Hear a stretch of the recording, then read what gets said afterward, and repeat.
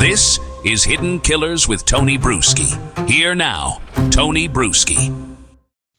Welcome back as we continue to break down the jailhouse calls between Stephan Stearns and his parents. Stephan is accused of being the murderer of Madeline Soto and also the abuser as well. He's charged with child exploitation.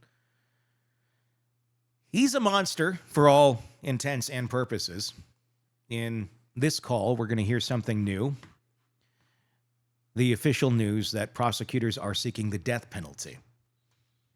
The way Stephan relays this to his parents is, again, very startlingly calm. He says he feels peaceful, serene. His parents, on the other hand, are barely holding it together. His mom starts cooking dinner midway through the conversation, not out of indifference, but because people in trauma often go back to routine to keep from falling apart, and you can't blame them. It's not just a phone call about charges. It's a phone call about the possibility of losing your son forever, not to prison, but to death row. And rightfully so in a case like this. And yet they all tiptoe around the horror of it. While you're listening, give me your thoughts in the comments on YouTube. Be sure to press subscribe so you don't miss any of these calls and our coverage on this case. Let's take a listen. Hey there. Is this a good time? Yeah, I tried to get the call the first time and it just disconnected us, so I don't know.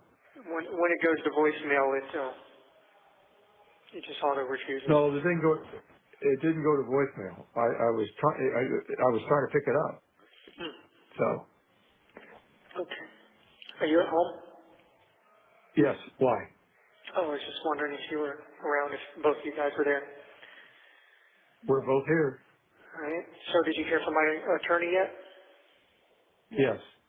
Okay, so you got the news then that they filed this morning to seek the death penalty. Yeah. How are you guys holding up? Well, we're just waiting for this to play out. So, you know.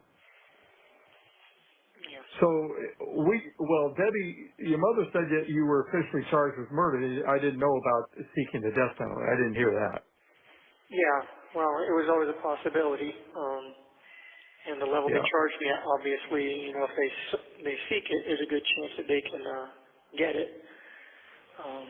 So at 10 o'clock this morning, they officially filed for intent to seek death. Well, it won't happen for a long time, according to your attorney, if at all. And from what we heard, your judge does not like the death penalty. He thinks it's too lenient, and he would rather have you in jail for the rest of your freaking life. Oh, wonderful. Yeah, I hate to say it, but I'd rather have you on death row because you're in more seclusion and you're not really with the bulk of the population of the people. Well, I hate to say it, but I'd rather be on death row too because I agree with them. It's a much easier way out. Yep. I'd rather, And like she said, there'll be appeal after appeal after appeal, and yeah, she said it could take up to 25 years for them to finally get around to executing me if I'm found guilty. Yeah, and by that time you might welcome it, but we won't be here to see it.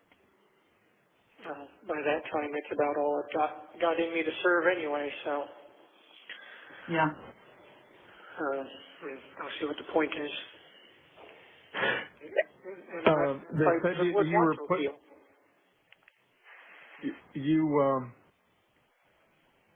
Back in seclusion. They said they put you back in seclusion? Well, I've been in seclusion this whole time. Well, that you're going to stay there or something? So I don't know. A lot of misinformation. Yeah, well, I'm still in isolation, yes. I'm still in medical, although they moved me to a different cell here in medical, but this one has a bed at least, or I should say a platform to put my mat on. But, I'll be moved again because eventually they're going to need this cell back. Because it's got a restraint. Any word on the books? No. Were you able to follow up with the mailroom on Monday? Well, we tracked the order and it was delivered to Seminole, so we know it was delivered.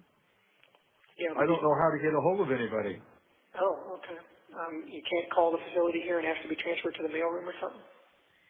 I don't know. They have a mailroom there. I guess I can call. The mailroom is at a central distributing place. Yeah, but they have to have a delivery. They have to have a delivery depot there to accept the mail. I have to forward everything and So, send it to the proper people. yeah, I'll try again tomorrow. Okay. But, All right. so yeah, I got the news earlier and told my attorney that I'd try to call you this evening, but you guys should hear it from her before you hear it from the news in case I can't get a hold of you. Yeah. Yeah. Yeah, we're expecting I did it. a little bit of blowback from that. Yep, I'm sure there's going to be a little bit of ruckus and some people getting riled up. And I'm cooking ravioli that I got to. Sorry, I caught me in the middle of cooking here, so I'm going to walk out to the kitchen. no worries. I guess I took the news pretty well, though. Well, okay, that's good. I'm just remarkably calm about everything. I had this overwhelming sense of peace and serenity, and I don't know, maybe that will change, maybe it won't. I don't know. I'm just, weird as it sounds. For some reason, we thought that we were right around the corner, I guess, less than an hour from Orlando, and I said, we're 3 hours.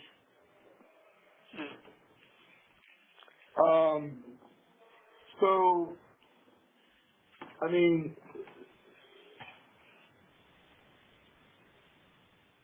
our understanding and impression is that you didn't do this, so why do you feel at peace and serenity with it?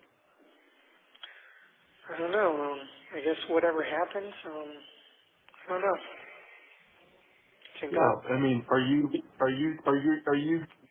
to be accepted? Going to be the fall guy for this? Is that the deal?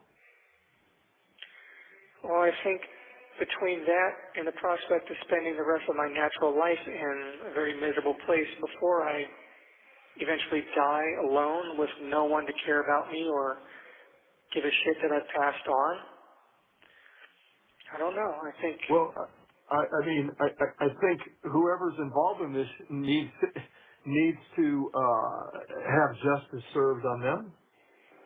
I mean, if you're not part of this, then let's get that cleared up. I mean, it's not for you, but for the family. I'm pretty positive that this was all an accident. I'm not sure that any one person is to blame. Maybe no one's to blame, or maybe everyone's to blame a little bit. I'm not sure, but honestly, there's no grand conspiracy here to hurt her. Were you awake when sent her into the room with you? Yeah. And she was fine when she came into your room? What time at night was that? Maybe 11-ish or so, I'm not sure. Okay, so she was fine, so what happened between 11 and whenever you found her? Well, that's the million-dollar question, isn't it? Yeah. I mean, when you say you were out of the room, for what length of time were you out of the room? I don't know. 15 minutes? No. I left the room a couple times. The first time I left to go to the bathroom, and the second time I was out of the room for maybe a couple hours or so, maybe more. I'm not sure. Oh, okay. Well, that was plenty of time for the one-armed man to do it.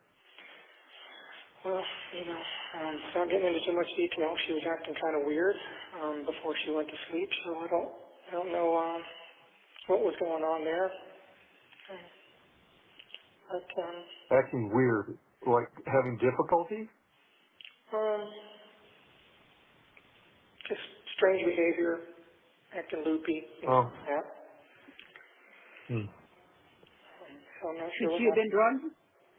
I honestly can't get into too many details just because I don't want to hurt my case, but I have some suspicions in that regard. whether it was given to her by anyone or whether she helped herself. There are reasons to believe she may have done that as well. But I can't, okay. obviously can't get into too much detail because, No, I'll I know. the case and, my attorney will, tear my throat out with her bare teeth if I flap my lips too much. Okay. Well, you wouldn't be flapping them to her. I'm giving notes to her.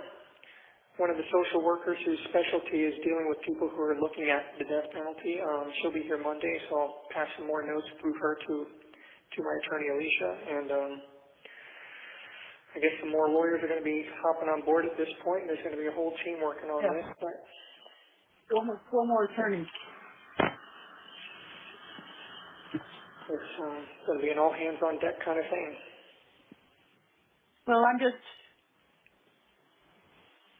I had a long conversation with them today, so I just there's some things that cannot be passed off as you didn't do it. As you know, there's too much evidence to it. But I told them, I said, you're still my son, and I don't hate you, and I do not believe in my heart. I do not believe that you killed that child. You loved her too much, and she loved you, and I just don't think it happened that way. So if it was an accident, We had a lot of wonderful plans for the week, and we were all looking forward to it, and we were all very happy to be reunited. It had been months since we'd all seen each other, and there's no reason that I would have given all of that up for literally no reason to hurt her and trade it all in for this. no, there isn't. But there's jealousy on the other side too. I mean, if she told you, I hope you don't leave me for my daughter, that tells me that she was thinking about that for a while. Well, it was said half jokingly, but it's just one of those things. Again, I don't want to go into too much detail, but there's a lot of shit going on, Yes, I do. I have nightmares imagining what you're living right now. I'm okay. And it sucks. It's just a terrible place, and I've heard other inmates in the cells next to me talking about it. Those that have been in and out of correctional institutions their whole lives, and they say of all the county jails they've been to, this one is by far the worst. well, actually Rebecca said that today too. She said they are much more paranoid and they're stricter than they would have been in Orange County. Yeah, they don't regard your rights as being as too important here either. They don't treat you like a human being. They're very antagonistic here as well. And mental health can hold you in these cells in isolation against your will for as long as they want to under the guise of self-harm protocols. Uh-huh. Even if you qualify for bail or bond, they can just keep holding you here and not let you walk free until they're quote-unquote decide you're not a danger to yourself, and they can decide that for whatever reason they dream up. Yeah. It's all very, very, really murky. Yeah, the whole thing is murky right now. Yeah, a lot of people lose their minds in this place. Well, I could see that happening. Yep. And, I hear and see people that go into these isolation cells like I'm in, they start losing it completely and breaking down after 2 or 3 days. Well, you're stronger than that. Yep, I've been in here for over 3 months now in isolation, and I've never once lost it like that, so. But you know what? Truth be told, you've never been one that needed to have people around you. No. You didn't need it. It's nice to have them, but you don't need it. It's just. Yeah. I just keep telling myself that there are people that have survived worse than this, and this is not going to kill me, and this is not going to break me. Okay. Don't let it. No, I won't. I'm determined not to. Know that we're here.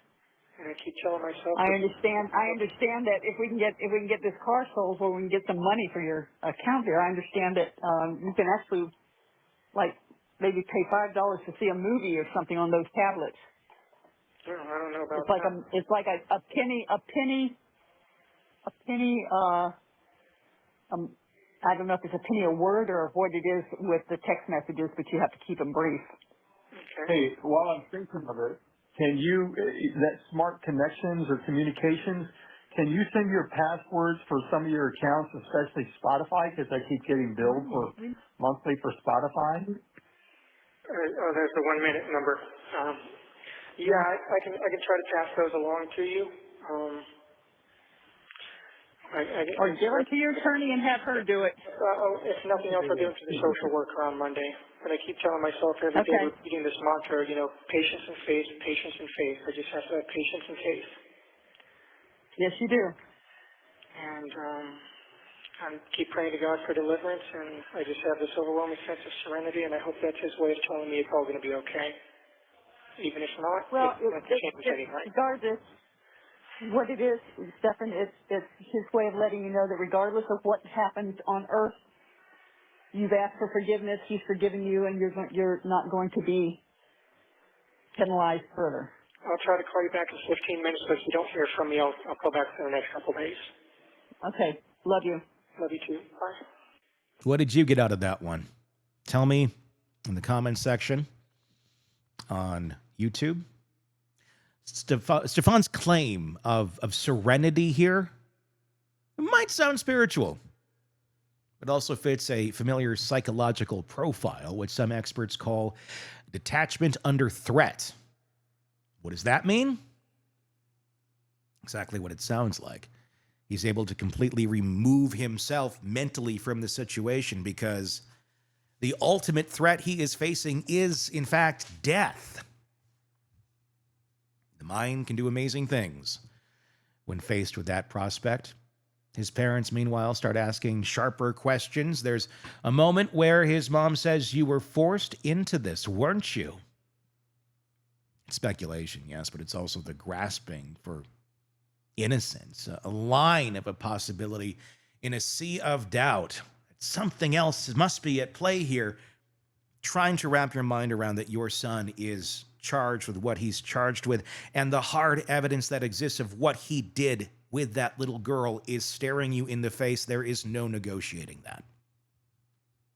There's no real answers on this call, only fear, grief, and the growing awareness that there might not be a future, at least not the one they had imagined for their son. Tell me what you think in the comments section on YouTube, and be sure to press subscribe so you don't miss our continuing coverage on this case and many others. I'm Tony Bruschi. Stay with us. Want more on this case and others? Then press subscribe now and don't miss a moment of true crime coverage from Tony Bruschi and the Hidden Killers podcast.